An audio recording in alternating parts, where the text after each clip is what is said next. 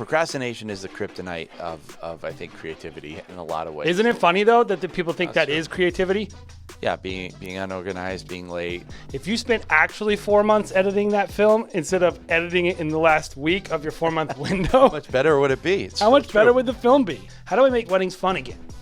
And a lot of that comes down to doing something you don't know how to do again. I think a big part of this too is identifying the things that you hate about shooting weddings right now, because they'll be like, oh, I want to be able to do this, but my brides won't let me. The problem is I'm not working with the right types of people. And then solving that problem and pushing yourself and being like, how can I work with the right people? It just creates, you're identifying the problems. So holding you back from creating the art that you want to create. I'ma get right in my bag. Why you gonna try to get mad? Everybody wanna keep up. Don't you know I move too fast?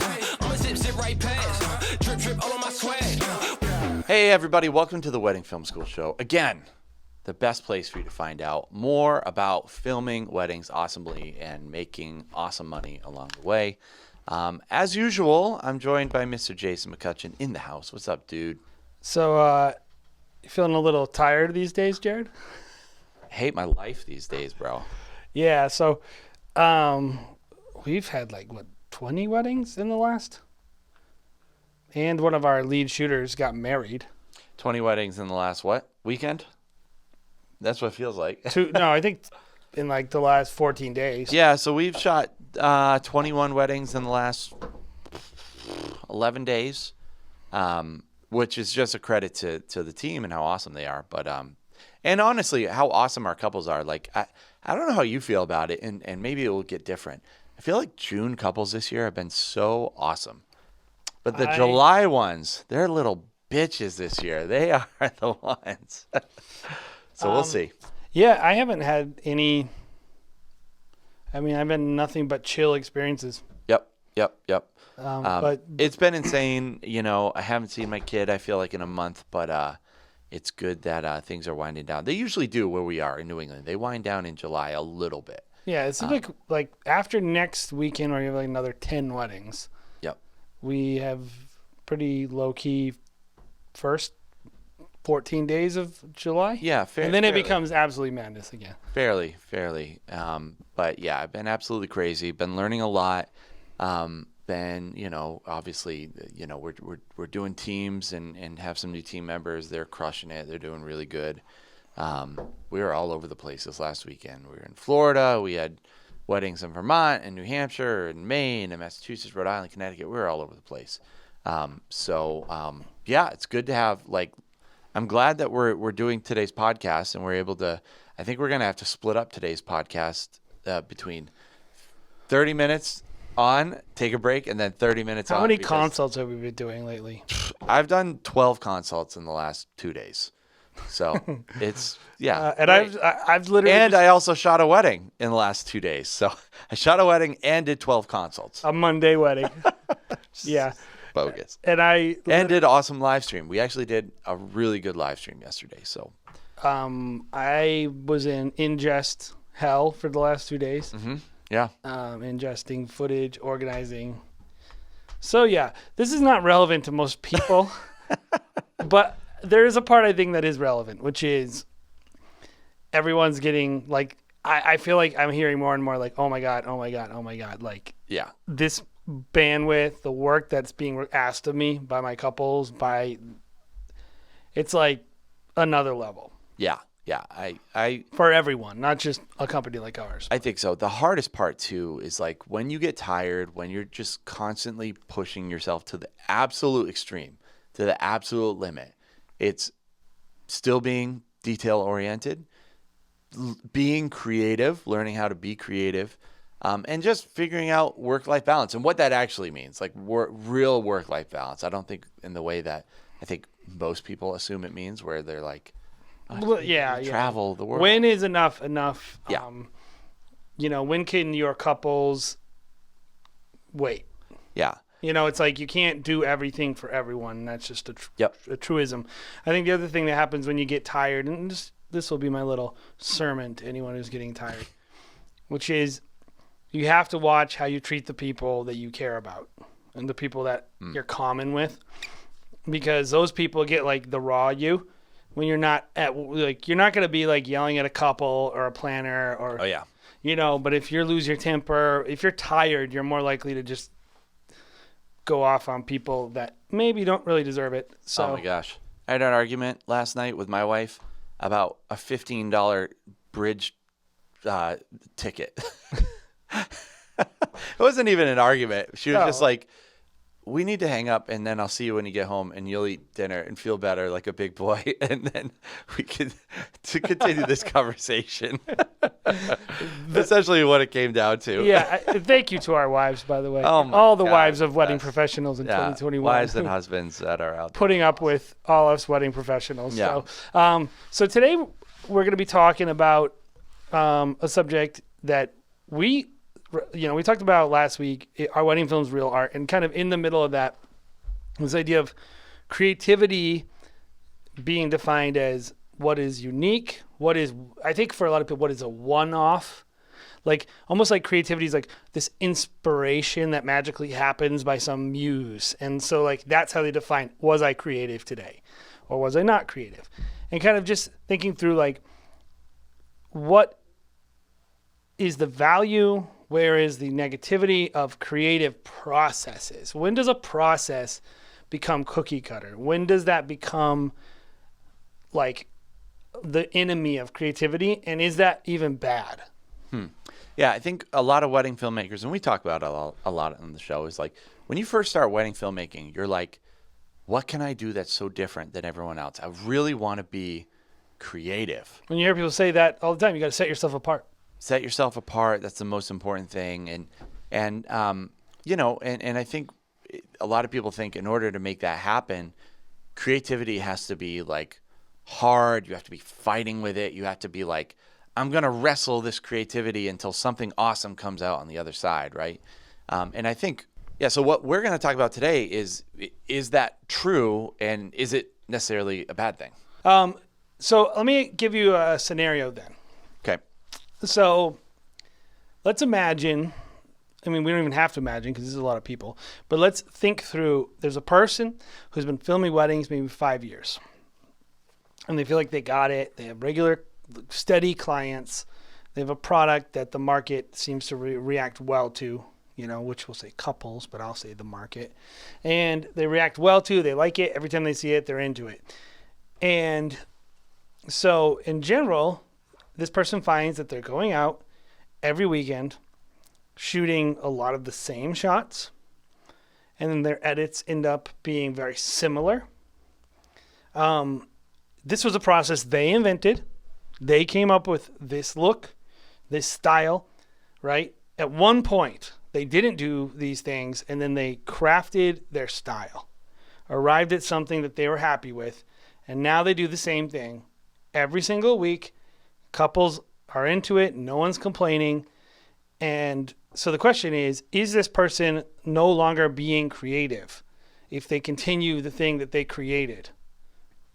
If the repetition becomes easy for them and they're like, hey, like I have a process, and to that, personally, I would say that's still being creative. Like what you find when you're wedding filmmaking for a long time is like, you have certain things down. You're just developing these skills, right? You're like, hey, I know how to operate my gimbal. These are the shots I like to get of the dress, of the shoes, of the jewelry, like whatever it might be. I want to get this certain light with the bride.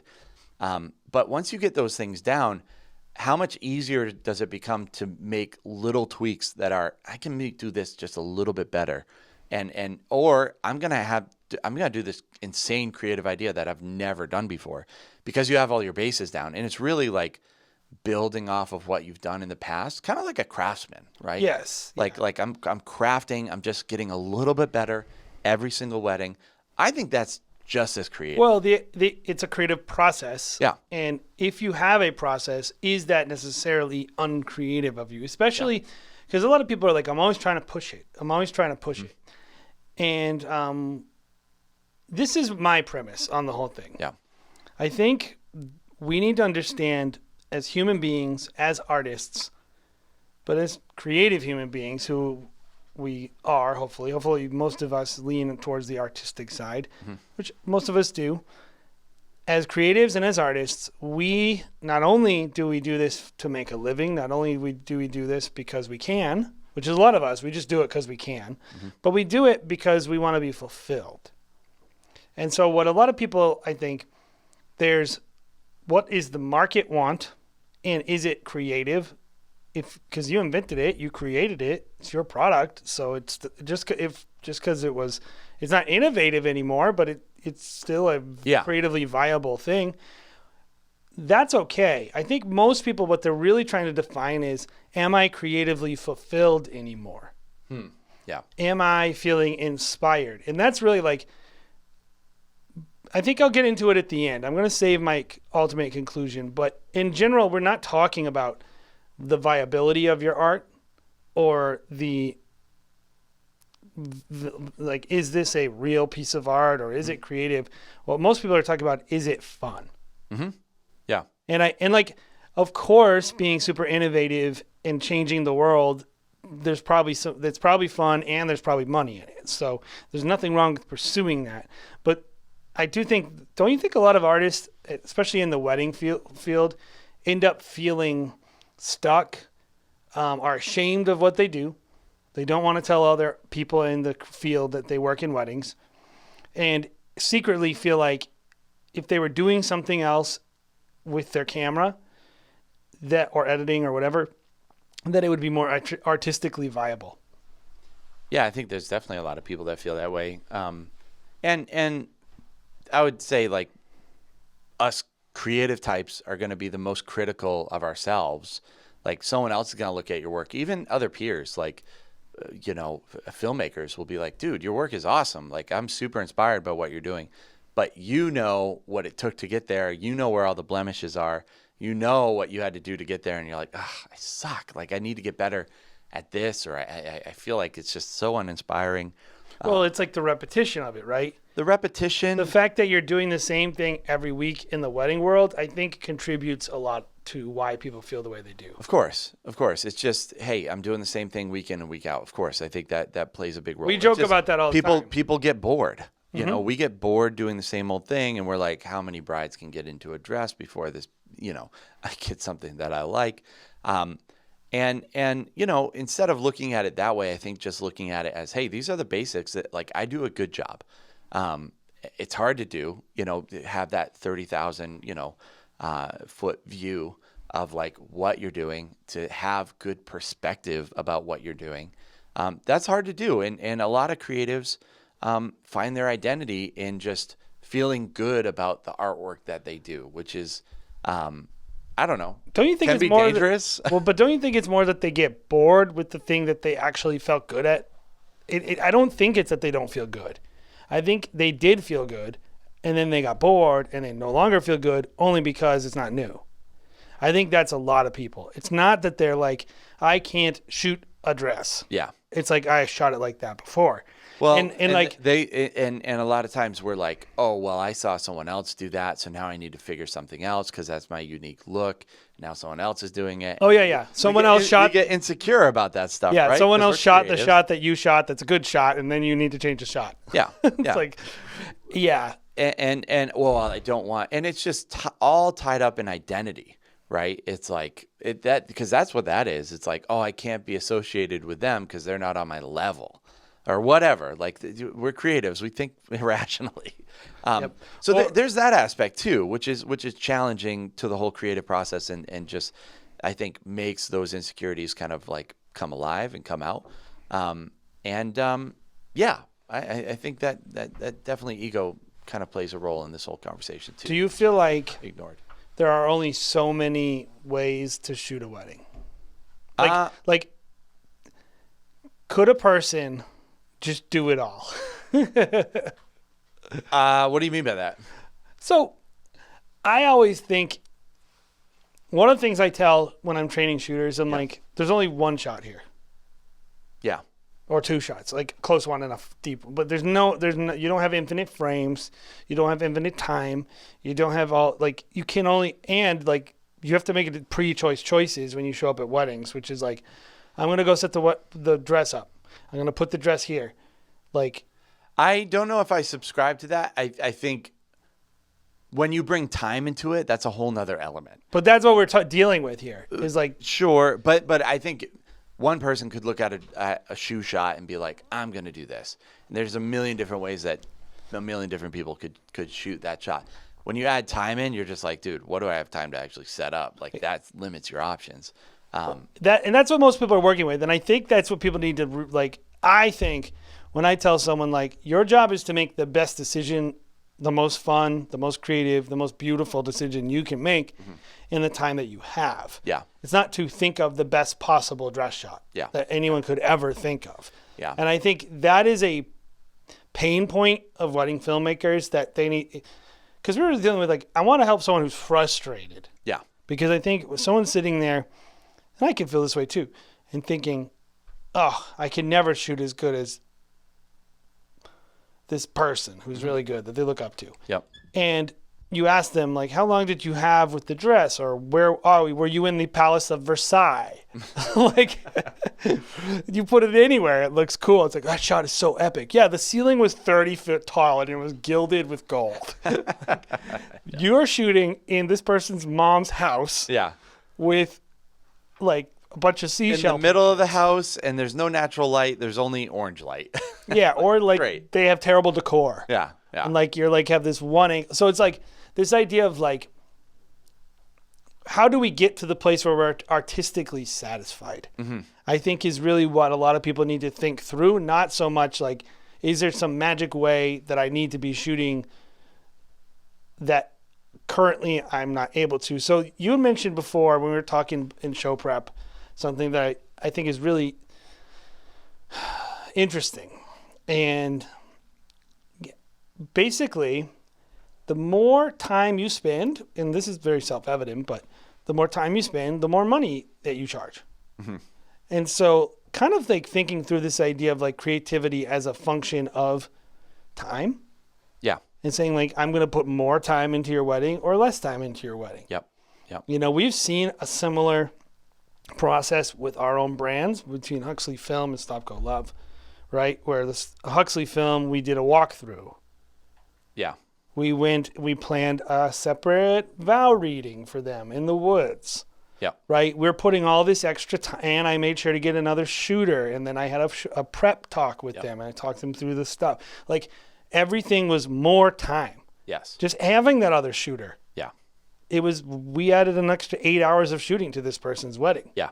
So I think when you think about, am I creatively satisfied? I think a lot of times it really comes down to, do you have time to do the thing that you really want to be doing? And are you charging enough for that time? Yeah. And a big element there is pre-production, right?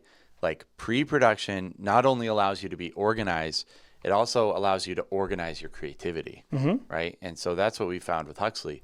I think with kind of going back to just like normal shooting, like on a wedding day where you're just kind of like showing up and it's like, hey, I haven't done a walkthrough. I've never been to this venue.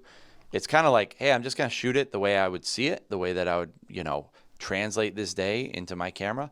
And then I think the creativity oftentimes is, I'm going to do like one or two things, because that's all the capacity that my brain has to like, on a wedding day where I'm just walking into it and I haven't really put that much time into the pre-production and spent literally days talking about the story arc or whatever. You chip away at it like a craftsman would. But on the opposite side, like, are you able to spend a lot of time doing pre-production? And like you said, does your budget allow for it? I think that's where the luxury kind of side definitely comes in. You see it in those films. Totally. You see, it's like, why is this person like, I would always make fun of it, right? Even though, like, I think it's good. Like, I remember the first time I saw White and Reverie, they made this, I forget the film. It was some crazy film where I think they did some wire cam work or something. Yep. And I was like, that's cool, but like, there's no, like, I know this is going to pop off on Instagram, but there's no way in heck any of us could film this. No. And there's no way in heck that this client, now they've turned it into a career. Yep. Because they do a great job. But there's no way a client's going to pay for that because they don't value us. They don't value your time. They don't have enough money or time. They're not going to go climb a mountain for you. Do you know the amount of work that Alex and Whitney put in Just Sculpting in Time Film we are going to find a red Vespa. We're going to go out, and Whitney is awesome at that. Yeah, all location scouting. The whole gears behind in the box. She is working it because Alex is going to be on camera. He's a very talented camera operator. Whitney is director producer, and that role is like so necessary to creativity to be able to do certain types of creativity. You need the time, and in order to get the time, you have to be, charging the money. And most of these luxury films that people are seeing that are so creative, and they are so creative. Yeah. Because they have time. Yeah. Are at least 3-day shoots. Yes. Let's do 4 sessions together. Yeah. And an engagement session. Yeah. Yeah. And and I'm going to show up on property for a day and just shoot whatever B-roll I want. Yep. Like me, you know that music can literally make or break a wedding film. And finding that perfect song can be a frustrating and time-consuming process. You need a song that drives your story forward, leaves space for your audio and images to breathe, builds up over time, and is just plain good. No Fear MusicBed has your back. I've literally been using MusicBed since they started in like 2011 or something, and they have been my go-to music licensing site ever since. I've used the other sites that you see floating around, but time and time again, I find myself coming back to MusicBed for the incredible quality of music across the board, their sheer volume of their library, and their killer customer support. And to make it even better, they offer an incredibly cost-effective monthly membership with unlimited song licenses for your wedding films. If you aren't already using MusicBed, you are seriously doing yourself a disservice, but you don't have to take my word for how awesome this company is. You can grab a free month-long membership by following the link in our description. So head on over, sign up for a free month, explore their library, and use them for your next wedding film. You'll be glad you did. So we're back, Jared. We had a little break in the middle of our show. Yeah, sorry, I had another consultation. We literally had to interrupt our podcast for our consultation. Literally, okay, so this is how today went. So this is an intermission. I hope you're enjoying yourselves. This is how today went. We were supposed to film this episode at 10 a.m. this morning, and literally it was just impossible. Like, the way that these days happen is random phone call from planner, hang up, random phone call from florist who wants to know if their timeline matches up with your timeline for some reason. What? Hang up. It's just not providing me a lot of space for creativity, Jay. So, and now we have to interrupt our podcast to take a consultation because I have consultation and then you have a consultation literally 35 minutes. So we have to wrap this crap up. Yeah, that's true. In 30 minutes, you can get on another consultation. So here's the thing. We're experiencing it now. And so I wanted to think through this. And this is like our topic. Yeah. A long roundabout way to get to your actual topic, which is what are some 3 ways that you can find creative fulfillment shooting weddings? Because I think we're experiencing now a wide range of, whether it be, we shot on Sunday a wedding that I think we shot super well, that I don't believe you were very satisfied with. But then we go back and look, it's pretty good, right? So the feeling of what you experience, like the experience of shooting it didn't feel good. But when you look at it, it actually is a great looking wedding. And we did some really creative stuff. When you like that push and pull between feeling fulfilled and creatively satisfied and enjoying what you're doing as an artist, which is very important, by the way, and the actual reality of creating viable, sellable, actually even creative work, they're not the same. And so we want to talk a little bit about 3 ways you can be more creatively fulfilled shooting weddings. And they're not necessarily 3 ways that you can make more money. They're just for your personal enjoyment. I think that's a great point too, because I think comparing it to the wedding that we shot on Sunday, we had you, me, which we never really get to work together, and then our good buddy Rich Ferry, and like I think the whole day felt like creative blue balls, right? It's like gross. But that's what it was. It was like, oh my gosh, this is like just so irritating. The whole day was like conflict, and it was like a challenge. And we had to do a live stream. And we had to do a live stream on top of that. So it was just like not a space where I was like feeling like Spielberg. Like a couple of years ago, I went to Paris. I worked with a model, and I felt like freaking Martin Scorsese. Like, Yeah, you felt cool. felt cool. Had Like, I was fun. in Paris. I had fun. I was enjoying myself, and it was like I was given direction. The model was reacting to it, and I was like, "This is awesome. This makes me feel so fulfilled." And then the work was, it was fine. Whatever. It's fine. It's fine. And then, doing that on Sunday, it was hard. We had conflict. But then looking at the footage, I was like, "This is really freaking good. This is gonna be a really good." film. It's real good. I'm But excited about it. but it was not, it didn't feel as good as it looks. And I think at the end of the day, when I hear a lot of people talk about, oh, I'm frustrated, and like, I'm like, okay, let me see your work. Yeah. Some people, the people with the crappiest work, a lot of times are the most fulfilled by it. Yes. They're like, oh, I'm because they feel like the feeling of getting better is so urgent, like it's so easily felt. Rewarding. It's Yes. like you're like at the beginning of this process, you always feel yourself improving. There's all these great charts on it, actually. Yeah. Where they talk about like the reward of learning, Yeah. the emotional payoff. That goes down the better you get. Yeah.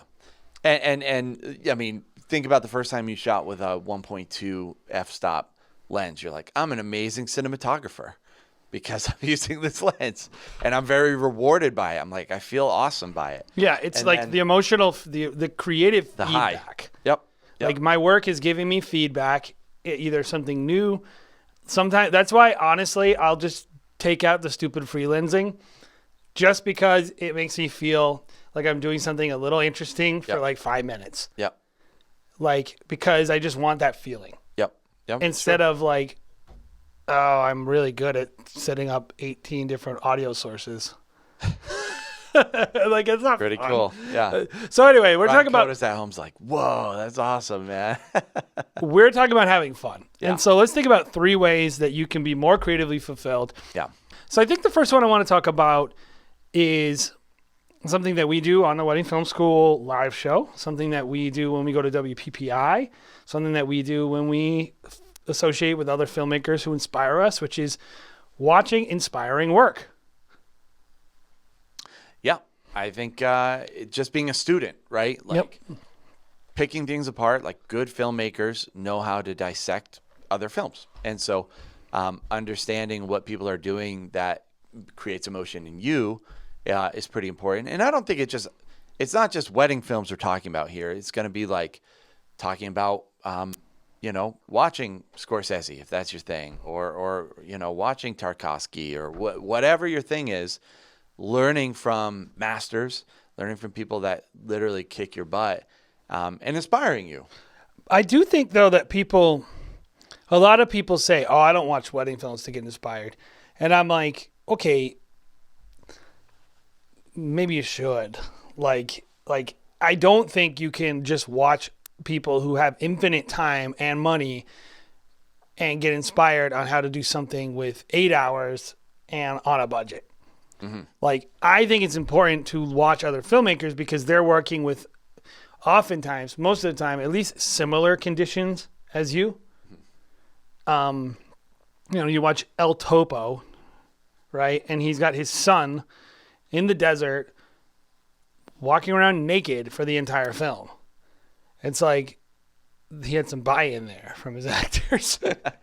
And like, you don't have people who are even willing to like smile correctly at your camera, right? Sometimes they don't even want you there. Yes. The groom is like, dude, the freaking videographer is here. Yeah. Can we go back inside because we're about to do Macarena? That was huge in college. No. We need, like all The those. dance floor is only open for another hour, and I just care more about that than I do the video that you're creating. So But also, I'm gonna yell at you when I don't like the edit. yeah. But like, I think watching other wedding filmmakers is important because they might force you to look at the problem differently. They're solving the same problem as you. And I think, like, try to find a way to make it fun, though. Find people that you actually enjoy. Like, don't just look at the people you consider. I'm not saying, like, just go down the list of the award winners. Like, find films that you enjoy and then try to figure out why you enjoyed them. I don't know. Like, I know, like, me and you didn't watch a ton of wedding films for a long time, but I think you end up watching a lot more now. not just from the people on the Wedding Film School show, but like we're looking for guests. You know, we went to WPI. What have you kind of gotten out of like watching other wedding filmmakers work? Yeah, I think what's interesting about wedding filmmakers in 2021 is just how we can actually connect to couples in a way that is easier than ever before due to technology. We can bring them to the top of Yosemite and tell a cool story. But then also, just people are more inspired than they've been before. Like, I think people are more open to doing random cool stuff nowadays than they were 5 years ago, whatever. And so the masters, I think, have really taken advantage of that in wedding filmmaking. And so creating something that's super authentic, that's not a commercial shoot. Like, that's what's unique about what we're able to do, is it's like, these are real freaking people and real freaking stories. Like, it's the perfect combination to me of like documentary work and narrative, kind of like commercially type work. And that's really hard to do. And so that's what I'm inspired by. I think looking at the masters is just like how they're able to make a real story seem so well with just beautiful imagery. I think what I like is it gives me permission. You know, when you're stuck in a rut, or when you're like, nobody would ever buy that, or there's no market for that, or like, I can't think of a new idea. Like, when you start like digging into it, you'll find, oh wait, those people are selling it. Maybe I could sell it. Or, oh wow, like, people look at how this person handled this dance floor. Like, I think it just gives you permission to explore your own art a little more. And I feel like that's what most people feel like. If you're frustrated by what you're doing, you're in this process, you're in this rut, you're in this loop. I think a lot of times that's really just about, you don't have permission. And if you watch people who are really good, a lot of times they're the people who actually give themselves the most permission to do what they really want to do. And I think like that's a good place to be artistically. Mm-hmm. Yep. Yeah, I agree. So the second thing that we had talked about for kind of making yourself more creatively fulfilled in wedding, and I think this is photography too, the wedding creative space, I think is really about the most important thing, which is just creating margin in your life for creativity. You know, what does this look like? Time, right? Creative space to be recharged and inspired. I think it even gets into some mental health and some physical health areas, but like creating margin so that you're not just on the fringes all the time, just barely surviving.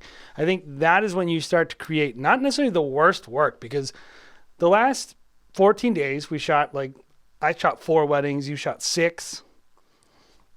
I felt like I did a good job. I shot 7, Jay. You shot 7, great. But I felt like, oh yeah, you shot yesterday. I felt like I did a good job. I think you probably feel like you did a pretty good job. Yeah. But I don't feel good about it. I did. I feel like a veteran right now. Yeah, like you're just kind of sharp. I got my wedding film callus back. I feel like I'm crushing it. Yeah. But you don't feel like I'm so inspired. You just feel like I'm doing it. I'm a machine. I'm at war right now. I'm a soldier on the battlefield of love. Yeah. That is okay too. I think you have seasons like this, so you can't reject them all the time, and you can't expect to have everything to be super inspiring or whatever. Yeah. But when you're trying to get that fire back, you want to bring the romance back with your camera.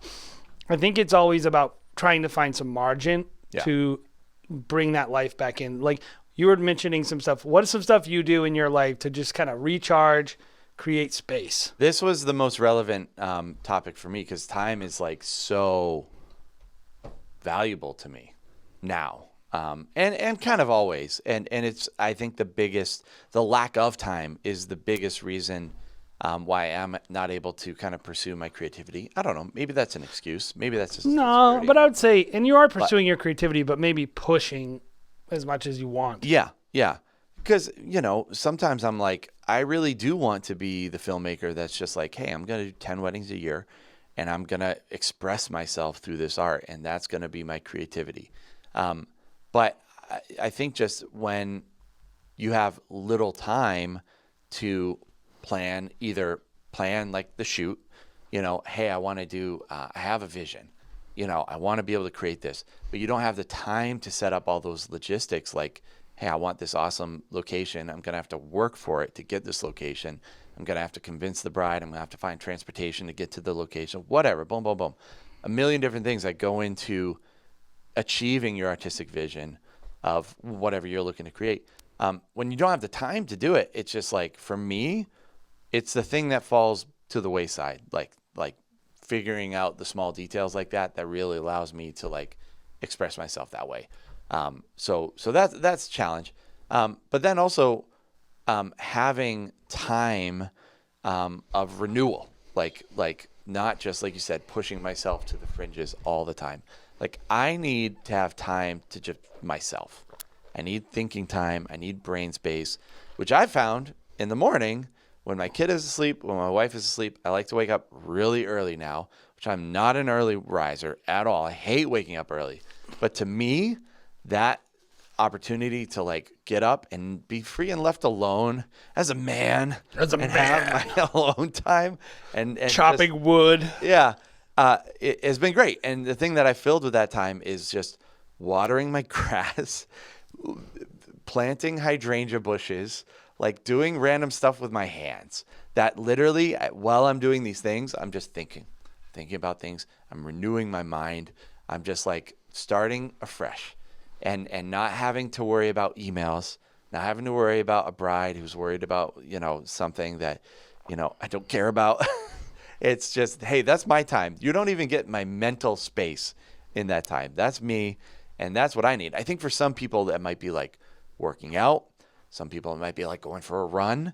Some people it might be doing yoga, whatever it might be. It can be a million different things, but I think that kind of time. Yeah, you're creating like an untouchable, safe place for your brain to get washed. Yeah. Time margin works for kind of self-development and self kind of like renewal, but then also you need the time to be able to actually plan the actual thing too. So I think time is a dual-edged sword there. I think the other thing with time is just how much time do you need to, if you really want to be more fulfilled shooting, making art. The thing I found is the most important first thing you have to do is get the time you need to do the thing you need to do it for. Mm-hmm.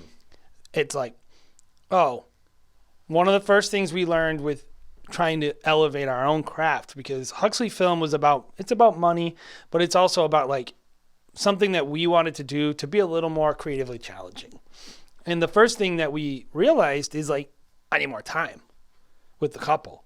I need more time, like the day ahead of time. It was all about like time, and the more time we got, the better the film magically. Wow. Mm-hmm. Yeah. Like it wasn't just that you just, like we would show up and we'd be like, okay, we're going to shoot with them for 2 hours this day. It wasn't this grueling 10-hour day. It was like we show up an hour early, edge of some vineyard. We case the place. Oh, that would be a good shot. Let's plan the whole thing out. Yeah, where's the light gonna fall? Like, what time is let's only go at 7:50 because that's the light's gonna be perfect. It's like it was all about like creating space. Yeah. And creating time. I promise you, if you can figure out a way to create more margin in your own creative process, and that might mean you just don't do certain things. Mm-hmm. You might say like to the couples, like, I don't cover that. Yeah. Because I want to do this, and this is what I'm able to make. Yeah. But like it comes down to showing up refreshed. Yeah. Not being so burnt out when you show up at the wedding. And I don't mean that you only shoot 10 times, but it just means invest in yourself when you're not doing weddings. But I think it also means like having the margin the day of and in the edit bay. Yeah. To create something that actually lets you think about what you're doing and not just like, because all of us have the skills to just go autopilot, right? Yeah. Yeah. And I think this is an important point, because I think when we think about like being creative and being intentional and being like, a great filmmaker or whatever, it's like we almost think that these people that are making this great art are just having this stroke of genius on site that they're just, That's all they ever do. I'm just exploding creativity. I'm just, this is just an outpouring of who I am. And, there's some of that, but how often, especially in this medium, and maybe I don't think it's specific to this medium of filmmaking, but a lot of times it just comes down to being organized, which is like I don't think a lot of people think of that as like being creative, right? Like being organized will fuel your creativity. It will give you space. Yeah. It will give you time. Yep. It will take away the things that rush you. Yep. And when you're rushed, you're stressed. And when you're stressed, you're not your best. Yep. That's It's like there are some people with this unique skill to their creativity is all about how quickly they think on their feet. Yep. And how easily they see things versus how long it takes other people to see things. That just means you need more time. If you're not if you don't function well in a high stress environment, Yep. It doesn't mean you're not creative. It doesn't mean you don't have a great vision. It just means, what do I need to do? So I would say the second point is create margin. Give yourself margin in your own emotional health, in your own space, but also just the day of and in the edit bay. Don't always procrastinate. That's a big thing. Like getting your gear set, showing up. I know a lot of people who they barely show up on time on wedding days. Yeah. Give yourself, we have a rule internally, whatever you're supposed to be there an hour earlier. Yeah. Procrastination is the kryptonite of I think creativity in a lot of ways. Isn't it funny though that the people think that true. is creativity? Yeah, being unorganized, being late, being irresponsible. They're like, oh yeah, this is how I'd be creative. Oh, well, I'm just an artist, so yeah. Yeah. No, it's like, well, no, being organized and having processes and not procrastinating. Like if you spent actually 4 months editing that film instead of editing it in the last week of your 4-month window, How much better would it be? how much better would the film be? Yep. So true. Yep. And I think it's all about giving yourself enough time to make what you really want to make. And this is a tough thing for people because people don't really want to accept that they're the reason they're not accomplished. They're the reason they're not emotionally fulfilled. They want to blame the work. They want to be like, weddings suck. That's why I'm not fulfilled. You're not fulfilled because you showed up too late to shoot all the details the way you wanted to. That's it. And you didn't communicate with the couple what your needs were. You didn't explain to them you didn't want to get better at running a portrait session because you're too shy. Like all these things that you control. Yep. That give you time and margin to make what you want to make. So that's the thing. If you're not fulfilled, give yourself a little more margin. So the last one that we wanted to point out, which it's so obvious, but I think, and this is what most people I think try to do, only this, but I think it'd be a fun one to end on because I think we've had a lot of personal experience with this. So the last point, which I think a lot of people naturally gravitate towards this, is push yourself. The last thing is all about pushing yourself, trying new things, and just trying. I think that's what people actually associate with being inspired, right? It's just doing a new thing, right? Yeah, I think this is a good one because I think a lot of creativity is so personal and so intimate to oneself. When you're putting out creative art, it's vulnerable. So it's like losing vulnerability. Like that's a lot of people's perception of what creativity is like, I have to make myself vulnerable. I put myself out there and I've just got to push myself. Right. And I think that is a lot of it. Like I've found like, hey, when I'm trying to push myself, I feel a little bit more sensitive about what I create. I worry about what more people are going to think about when they watch my art, when it's like something I really tried on and I took risks on. Are they going to think I'm stupid? Are they going to think I'm pretentious? All the artist words that you hear, like, oh, I'm a fraud. Yeah. I'm trying to push myself in this way. There's a lot of issues that come up here. But then on the other side, you have people that are like, I'm just going to wear rags and that's creative. Like, Pushing yourself really ultimately for a lot of people just looks like being hard on yourself. Sure. And I think that's where it becomes non-productive. Mm-hmm. Is like they're like, and I always say this, like the best life advice you can get is do your best. And I know it's like very, very, very cliched, but like be honest, like what could you do better than your best? do your best. Like, Yeah. show up and do your best. And like, so we're not talking about like your best isn't good enough. You know, that isn't a healthy way to push yourself. I think pushing ultimately is actually a lot more systematic than people really want to make it. They want to think like find some magical way to push yourself. But like, if you, just like at the beginning of the episode, we're talking about the creativity of like, is it bad when creativity becomes systematic, when you just become so good at something and it's so easy? And so what I want to say is this: one way to have a lot more fun is to take things that you're bad at and work on those. And that's, of course, very self-evident, right? I want to improve in this area. But the other thing is to take something that's easy for you and say, how can I systematically challenge myself and improve in this one area? Okay, I know I can just show up and shoot a portrait session with my gimbal this way every time. Couples are going to love it. I'm going to be happy with the footage. What if this one thing in my day, I did it differently? What if I shot the whole thing handheld or with a different lens or something like that? That's like really basic stuff. But we're not talking about the beat yourself up. Oh, I got to push myself. I'm nothing. I can't figure out a new idea. Just get systematic about it. Push yourself in that way.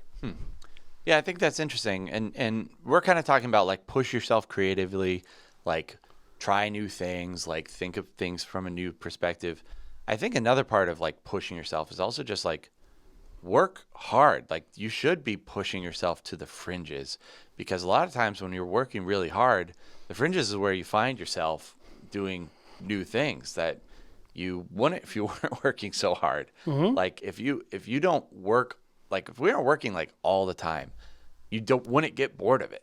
So you wouldn't be like, I think the boredom part is actually a huge part of being creative, because it's like, if you aren't like, hey, I'm getting kind of like bored with what I'm creating, then you're not going to be pushed to try new things, right? You're not going to have that internal drive in the first place. So just constantly working and working hard physically. I want you to think about how you felt when you first started filming weddings.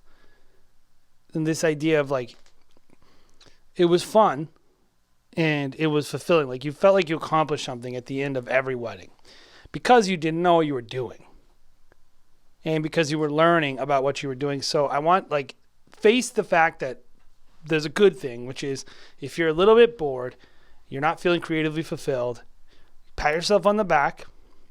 Most likely that means you've passed through some bars of professional and creative and just some skills, and you have become pretty good. And that's good. So pat yourself on the back there. You've become pretty good. Good enough to get bored.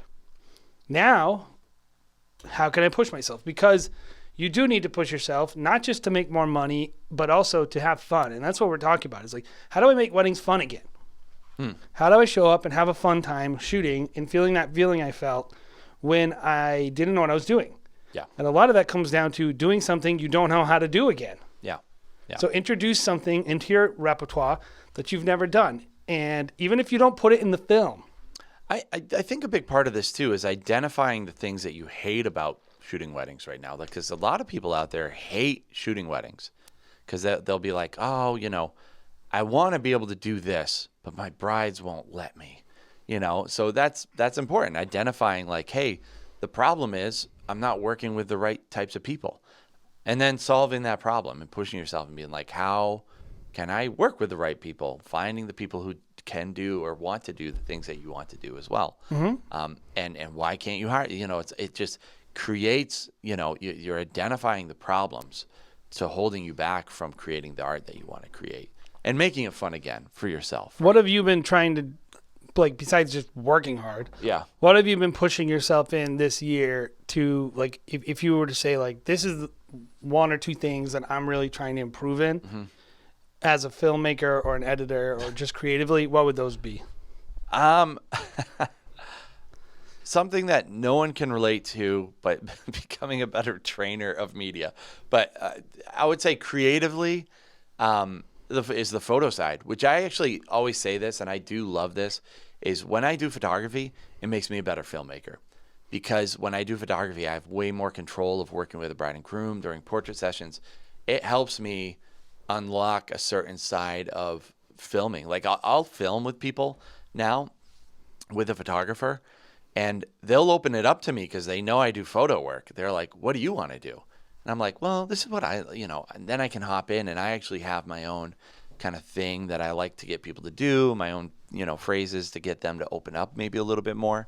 And so I think doing portrait sessions on the photo side has been a lot of fun for me. That's on the shooting side. What about you? I would say on the shooting side, I don't feel like I've really actually gotten any new revelations on it, but it's something I'm trying, which is getting better and better at prompts and giving people a couple like natural feedback on getting the right reactions. Yeah. So my hope is at the end of the season, I'll have like a whole new language Yeah. that I can use to get better sessions with couples. I have to be myself. I feel like that's really personal. And, I definitely take a lot of feedback from other people too, but you just don't get to see insight into a lot of that a lot of times.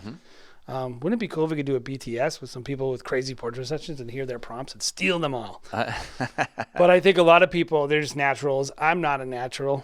So for me, that's something I've been just goofing around with, just freelancing because it's fun. And I feel like I've shot some cool stuff with it from time to time. That's literally for me. Yeah. That's for me to be fun. We might use them in a film. This is what I will say about pushing yourself and making it fun. I wouldn't do it in lieu of the thing works. So like I'm not like not shooting things that I need and freelancing. Yeah. I'm not just like not getting really coherent shots and then just being like, oh, well, I was freelancing the whole time, so you don't have any portrait session to work with. Yeah. Like, and so I will say this, like, you should make it fun, but you should also make sure your couples are getting a product that you're 100% positive that you can do. Yeah. But since you're so good now and you're bored, you can probably do that in like half the time. Yeah. Yeah. And I think like, because you've developed processes, right? yeah, you're like, I know I got what I need. I know I have all the shots I need. Now I'm going to mess around. Completely. Messing around on the dance floor handheld with me this year. I've been doing a lot of that. Yep. Just trying to, how quickly can I rack focus and get these shots I want? Like, I've tried to push the edginess of what I'm doing because it's kind of my natural appetite anyway. So yeah, I mean, I feel like I've had a lot of fun like pushing the boundaries this year a little bit. Yeah. But also still doing what I know is gonna couples expect and want. Yep.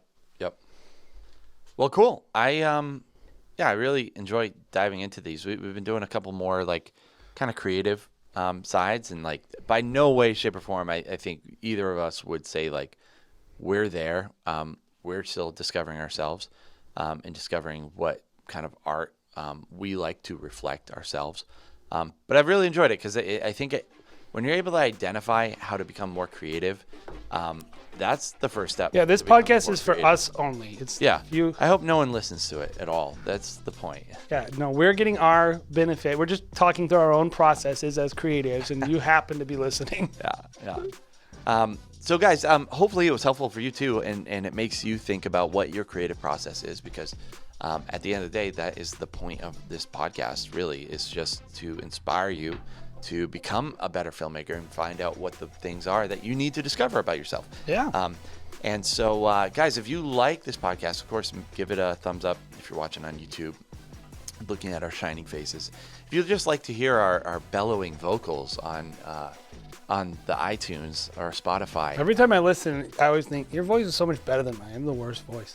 I do have a godlike, chiseled voice, I would say. But make sure you're giving us 5 stars, all the rankings that podcasts will ask you to do. And that goes a long way. Just helping us get the word out there about the Wedding Film School show, helping other filmmakers, because we're into this to really raise all boats, raise the tide of wedding filmmakers. So everyone here can charge more money and more brides are interested in getting wedding films. Yes. Guys, And we want you to have more fun. have more fun. That's it. Have a life that's worth living and rewarding with the work that you do. So Yeah. thanks for checking out the Wedding Film School show, guys, and we'll see you next week.